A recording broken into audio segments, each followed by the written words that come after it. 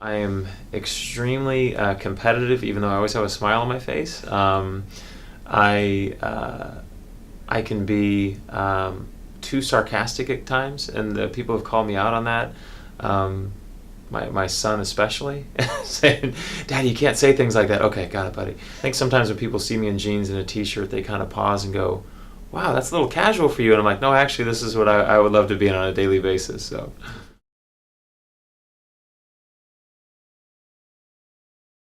I would say that I think you need to understand that you're not the smartest person in the room. I think would be the first, I would say, style. And whenever I go in with my team, I will readily admit that I have people on our team that are better at certain things than I am, that are smarter than me in certain areas. And so I think going into that with your team, I think is a good place to start. And I think it's been something I didn't really set out to do, but it's just how I kind of view our group. That everybody's got a different skill set, and there are people that are better at things than you. And I think you need to understand that and embrace that. And I think it just opens things up to be able to function as a team when people feel appreciated and respected and for their area of expertise, and it creates a pretty good environment.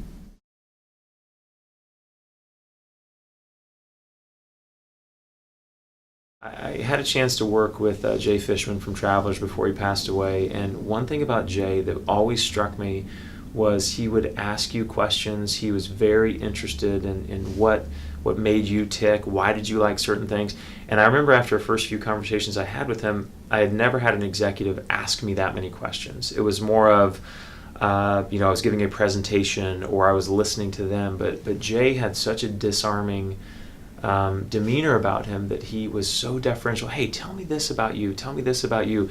And I'll never forget that really struck with me going, I want people to feel that way when they come away from talking to me, that like I was that sincere. And he really, opened my eyes to really what an executive, how open and honest and sincere an executive could be, and how disarming an executive could be, a CEO of this Fortune 100 company.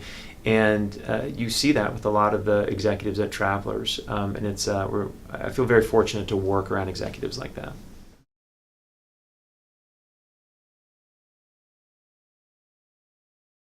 I would probably have been a river guide in Northern California. I spent some summers up there, and I really enjoyed the outdoors and hiking in the mountains and rafting and things like that. But I probably would have ended up there somewhere. But I fell in love with this, and my wife and I talk about this. I don't know what else I would do. I mean, I love the event side of it. I love the craziness. I love the pride that the community has for this event, and I love at the end of the day everything we make goes back to charity, and you see that happen. Then the better we do our job and the more money we raise, the more charities are going to benefit. And so that's a pretty cool connection to where I'm not sure how many jobs offer that direct connection in a 1-year basis. Hey, here's your job this year, and if you do it well, you're going to raise a lot more money for these charities. And so that's it's pretty motivating, and I'm not exactly sure what else I would do.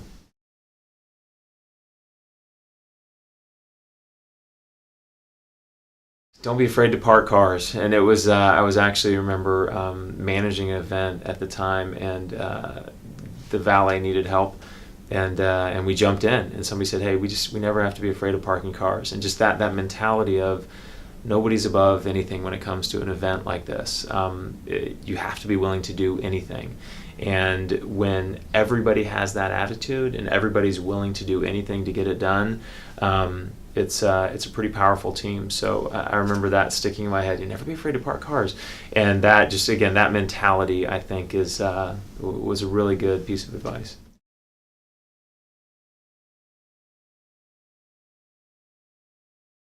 So this was something actually we were given by the PGA Tour. So in 2014, when Travelers signed a 10-year title sponsorship extension from 2014 to 2024, it had been the second one on the PGA Tour that had a 10-year extension. So it was a pretty powerful statement. We as a tournament here in Connecticut had never had a title sponsor that was here that long, and we'd never been able to look out a decade and say, where are we going to be as an event? What are we going to do?